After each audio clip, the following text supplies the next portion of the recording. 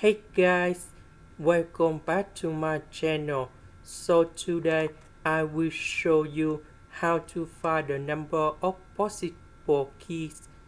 So in this one we can use about the fundamental counting principle. So in this one we see that we have 4 letters in here.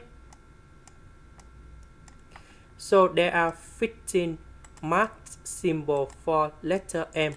So this one we have 15. Because the first one we select 1 out of 15. So the next one we just have only 14 left. And the next one we got 13. And this one we have number 12. Now we multiply all the numbers together. And this one you got about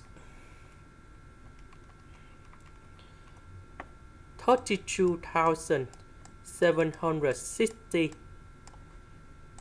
and that is the final answer. This is the end. Thank you for watching.